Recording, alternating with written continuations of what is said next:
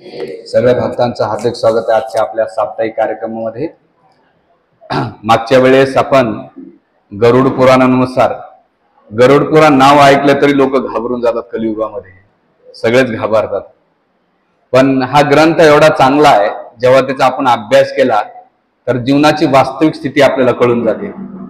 तर मागच्या वेळेस मी गरुड पुराणानुसार 4 टॉपिक घेतले होते। एक म्हणजे जन्म हा अटळ, आपला मृत्यू हा अटळ, त्याला कोणी आम्ही टाळू शकत नाही, तो कोणाला नकोय। मृत्यू प्रत्येकाला येणार आहे, तो किती गरीब असो, श्रीमंत असो, काळा असो, गोरा असो, प्रकृतीच्या कोणत्याही नियमातून तो सुटू शकत नाही। त्याबद्दल जन्माचं, आपलं मृत्यूचं आपण वर्णन केलं। आणि मग सेकंड स्टेप आली की मृत्यू अवस्था असल्यानंतर व्यक्तीनं काय केलं पाहिजे, हाच प्रश्न श्रीमद भागवतामध्ये राजा परीक्षितनं सुखदेव गोस्वामीला विचारला होता की मरणासन्न अवस्था असलेल्या व्यक्तीचं कर्तव्य काय, त्याने काय केलं पाहिजे, काय नाही केलं पाहिजे याचं वर्णन करा। आणि सुखदेव गोस्वामी ह्या 2 प्रश्नाच्या आधारावर 335 अध्याय, 12 स्कंद आणि 18,000 श्लोकाचं विस्तृत वर्णन ह्या श्लोकाच्या माध्यमातून केलं। आणि मग सेकंड, मृत्यू अवस्था असल्यानंतर आपण काय काय केलं पाहिजे त्याचे डिटेल्स आपण पाहिले। सेकंड, अंत्येष्टी, घरात अंत्येष्टी संस्कार किंवा अंत्येष्टी कसं केलं पाहिजे। अंत्येष्टी ह्या शब्दाचा अर्थ अंत इष्टी, इष्टी म्हणजे शेवटचं श्राद्ध किंवा संस्कार। संस्कार या शब्दाचा अर्थ काय, शुद्धीकरण करणं, पवित्रता आणणं, 16 संस्कारापैकी एक संस्कार। आणि मग त्याच्यानंतर तुम्ही घरी आल्यानंतर काय केलं पाहिजे आणि सूतक कसं केलं पाहिजे, श्राद्ध कसं केलं पाहिजे याचं विस्तृत वर्णन आपण मागच्या सेशन मध्ये पाहिलं।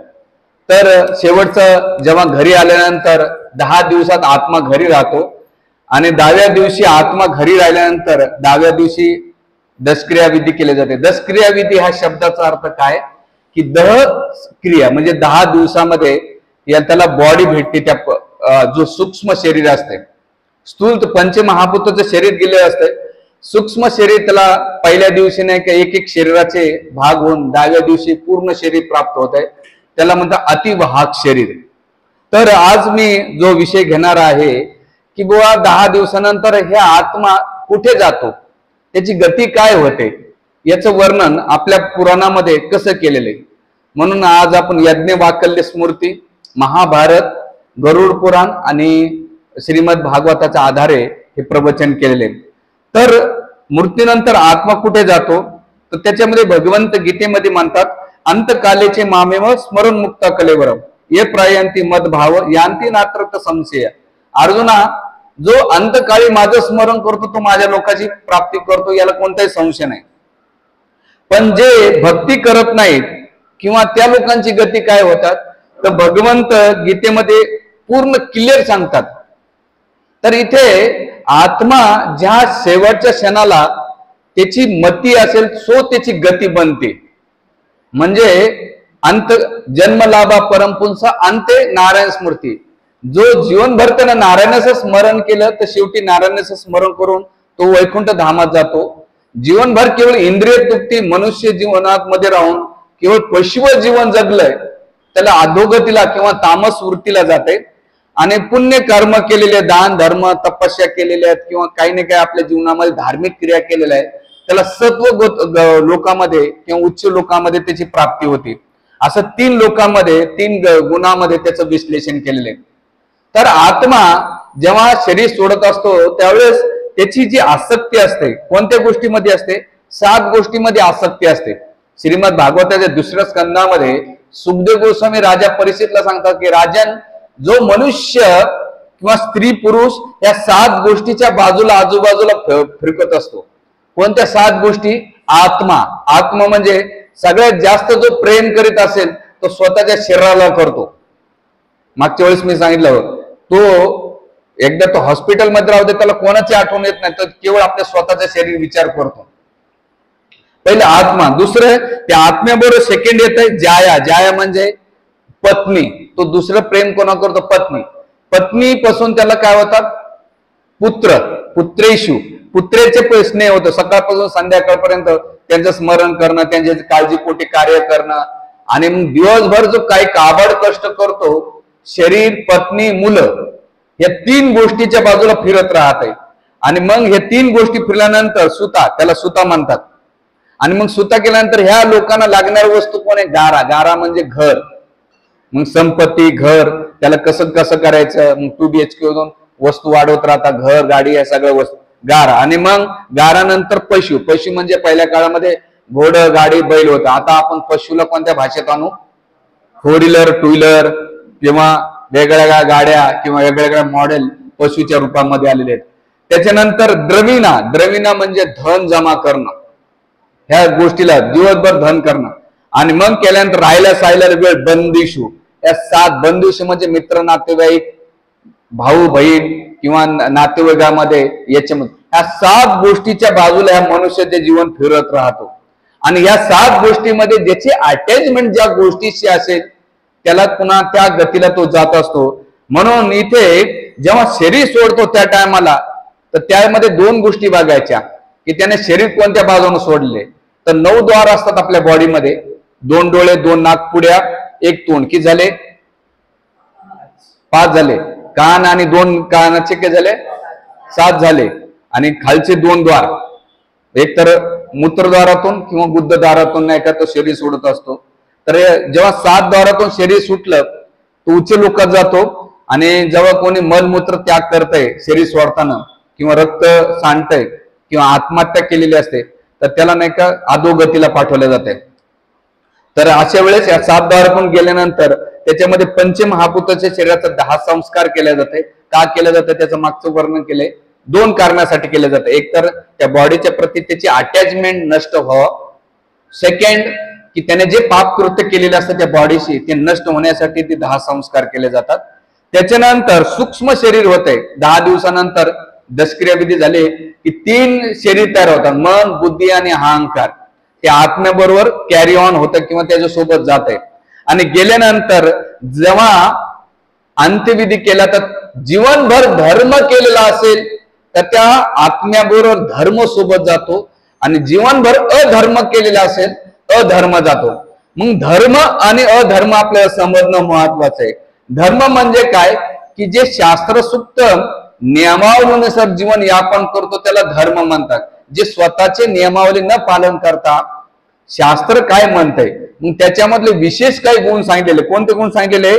दया, प्राण्यांच्या प्रती दया, क्षमा, करुणा, शांती, मैत्री, शील, चारित्र्य, त्याच्यानंतर दान, तपस्या, हे धर्माचे गुण दिलेले. याच्यामध्ये त्याने जीवनभर काही नाही काही ह्या गोष्टीच्या बाजूला फिरलं तर मृत्यूच्या वेळेस परिवार, पत्नी उंबरठ्यापर्यंत, नातेक समशम भूमीपर्यंत, मुलगा चितेपर्यंत असतो. पण आत्म्याला प्रवास नाही का त्याला एकट्याला जायचं असतो. आणि अधर्म करणं म्हणजे काय? नेहमी क्रोधित राहणं, ईर्ष्या द्वेष करणं, कपट करणं किंवा त्याचे जेलिशी असणं हे अधर्माचे लक्षण आहेत. म्हणून जो जास्त ईर्ष्या करतो त्याला पुढचा जन्म सापाचा भेटतो. बघा, सापाला तुम्ही दूध बी पाजा तो फुफकारत राहतो. काही असे लोक असतात की त्यांना तुम्ही चांगलं बोला ते नेहमी फुफकारण्याच्या मूडमध्ये राहतात. तर हे ईर्ष्या दोषाचे लक्षण सांगतात इथे. आणि हे केल्यानंतर अधर्म त्याच्या सोबत जात आहे. आणि गेल्यानंतर त्याला अतिवाहक शरीर प्राप्त होत आहे. आणि अतिवाहक शरीर केल्यानंतर 13व्या दिवसामध्ये जे काही पिंडदान केले जातात त्या पिंडदानातून त्याला स्त्री असो पुरुष असो तर तो प्रवासाला लागतो. आणि प्रवासाला लागल्यानंतर अधर्म केला असेल तर त्याला अधर्माच्या रस्त्याने घेऊन गेला जातो. तो रस्ता अंधकारमय असतो आणि त्या जमीन सूर्याने एवढी तप्त झाली असते, रेती तांब्याची असते. आणि यमदूत त्याला फटके देत देत नेतात. आणि धर्म भक्ती केलेली असेल, भक्ती नव्हे धर्म केले असेल, पुण्यवान व्यक्ती असेल त्याला चांगल्या सुखद मार्गाने यमदूत त्याला घेऊन जातात. रस्त्यामध्ये पानपोई असतात, त्या रस्त्यामध्ये आराम असा असतो, फळं असतात, पुन्हा रम्य ठिकाण असतात. त्याला घेऊन जाताना आत्म्याला ते घेऊन जात असतात.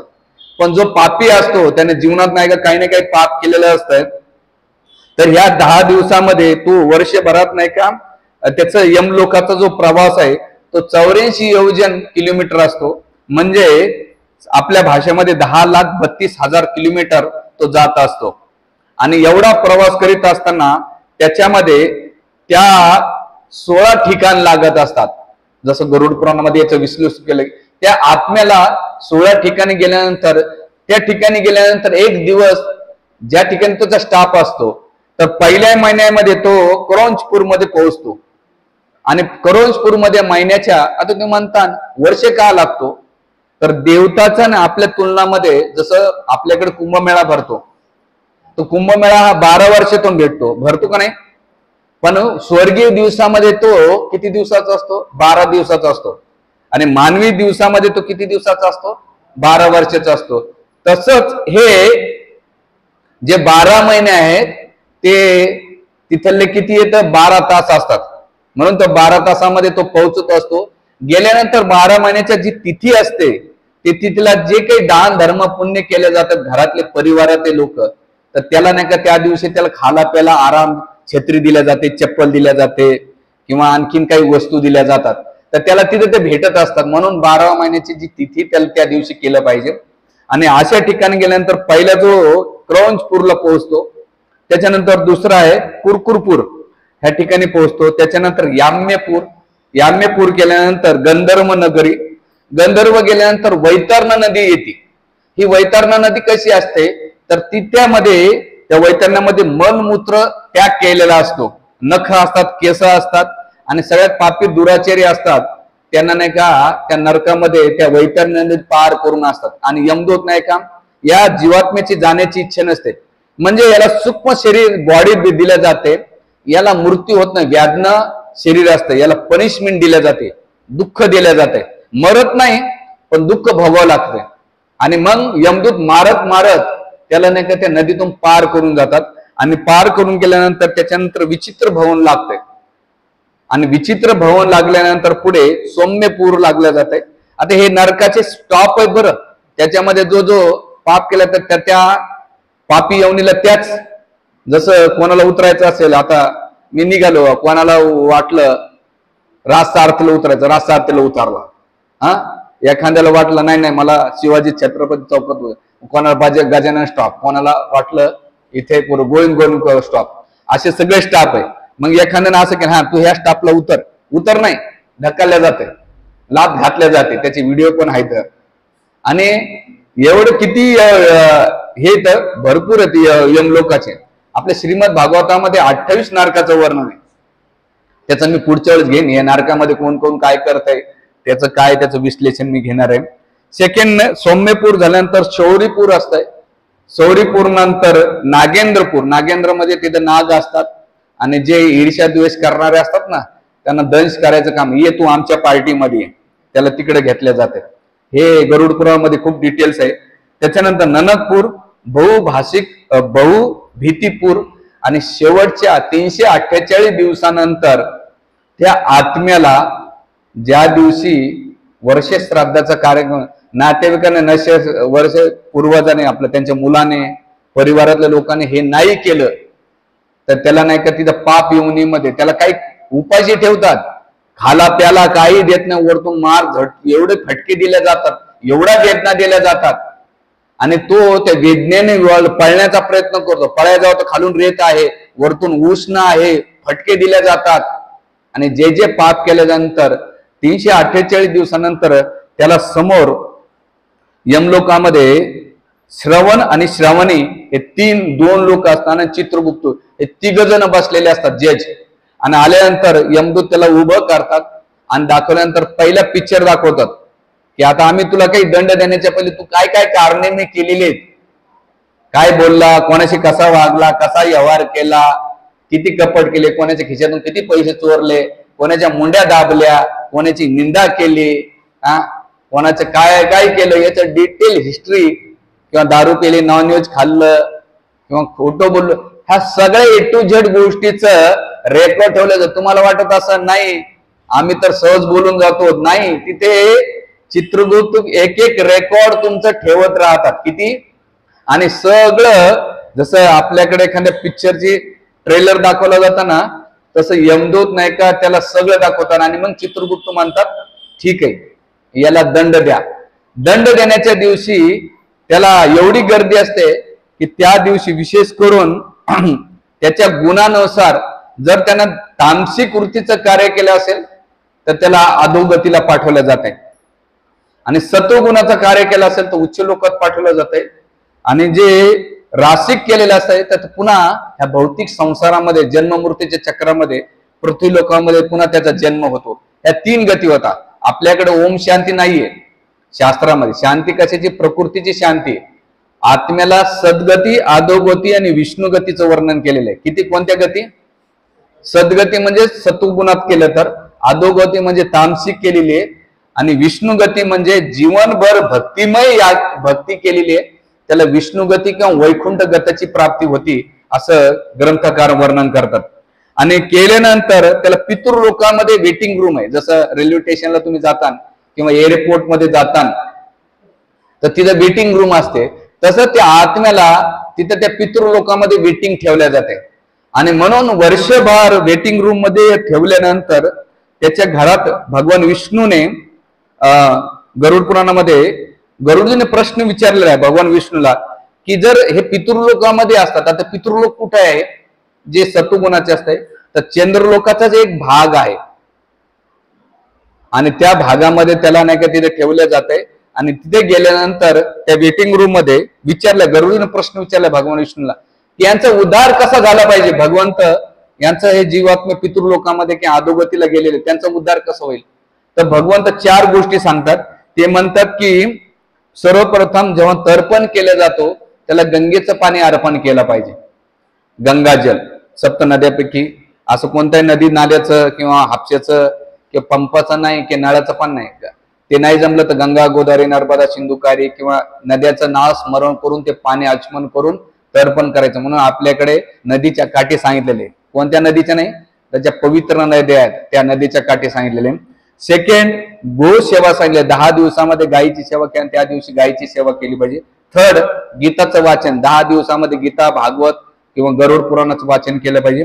चौथं, गोविंद स्मरण, गोविंदाचा जप करणं किंवा रामकृष्ण हरी असो, गोविंद, गोपाल, जे भगवंताचे नाव आहेत, नामनामकारी बहुधा निज सर्व, भगवंताच्या सर्व नावाचा जप केला पाहिजे घरामध्ये. आणि असं केल्यानंतर विशेष करून घरामध्ये 10 दिवसामध्ये जे परिवारातले लोक त्यांनी कथा कीर्तन केलं पाहिजे. कथा कीर्तनाला चांडाळ आपला विटाळ लागत नाही, सूतक लागत नाही. तर सूतक केवळ पूजा पाठ करायला सूतक आहे. जर पूजा पाठ करायचं असेल तर कोणा ब्राह्मणाला किंवा सोयऱ्या धाऱ्याला सांगून ते पूजा पाठ करायची असते. नाही तर घरातल्या लोकांनी ग्रंथ वाचावे आणि जप करावा असं ग्रंथकार याच्यामध्ये विश्लेषण करतात. आणि असं केल्यानंतर त्याच्यामध्ये विशेष करून जे ब्राह्मण आहेत, वैष्णव आहेत, हरिभक्त आहेत, जे भजन भक्तीमध्ये आहेत, त्यांची सुकृती अशा लोकांना महाप्रसाद अर्पण केला पाहिजे, त्यांच्याकडून कथा कीर्तन करून घेतलं पाहिजे. आणि मग त्यांच्या सुकृतीच्या, त्यांच्या पुण्यामुळे, त्यांच्या भक्तीमुळे तुम्ही जे काही दान धर्म करतात, त्यांना वस्तू भेट करतात, तर त्या आत्म्याला तिथं भेटत असतं. आणि भेटल्यानंतर त्या वेटिंग रूम पितृलोकामध्ये जर त्याच्यामध्ये विशेष करून जेवढे काही नातेगोती येतात त्या नातेवाईकांना तुम्ही जेव्हा अन्नदान करता त्या पुण्याच्या बेसवर त्या पितृलोकामध्ये विशेष करून महाविष्णूचा महाप्रसाद त्यांना अर्पण केला पाहिजे. तेव्हा तात्काळ मुक्ती प्राप्त होते. असं कोणताही नाही कांदा लसण टाकला, डांगर, गवर, भाजी असं नाही चालत. भगवान विष्णूला सात्विक प्रसाद अर्पण करून तो मुक्तीचा कारण आहे. आणि मग असं केल्यानंतर जेव्हा वर्ष श्राद्ध होतो, त्याची वेटिंग रूम संपली तर त्याच्या पुण्याच्या आधारावर त्याचा पुढचा जन्म ठरलेला जातो. आणि पुण्य ठरल्यानंतर त्यासाठी वर्षातून 2 कार्य सांगितलेले, जे श्राद्धाचं सांगितलेले. म्हणून यशासाठी सगळ्यात महत्वाचं की त्या पुण्याच्या बळावर वर्षभर त्या व्यक्तीसाठी आपण घरात प्रार्थना केली पाहिजे, जप केला पाहिजे, तर त्या यवनीतून तू मुक्त होतो. तर त्यासाठी हा आत्म्याचा प्रवासाचं गरुड पुराणामध्ये अतिशय डिटेल्स वर्णन आहे आणि भयंकर वर्णन करण्यात आले. म्हणून सांगण्याचा मुद्दा असा आहे की आपल्याला भगवत भक्तीचं थोडं नॉलेज आहे, आपल्याला जे भेटलंय ते दुसऱ्याला सांगितलं पाहिजे. आणि आपल्या व्यक्तिगत जीवनामध्ये येणे प्रकारे आपण भगवंताच्या नावाचा जप केला पाहिजे. हरे कृष्णा कृष्णा कृष्णा हरे हरे, हरे राम राम राम हरे हरे. तर त्यासाठी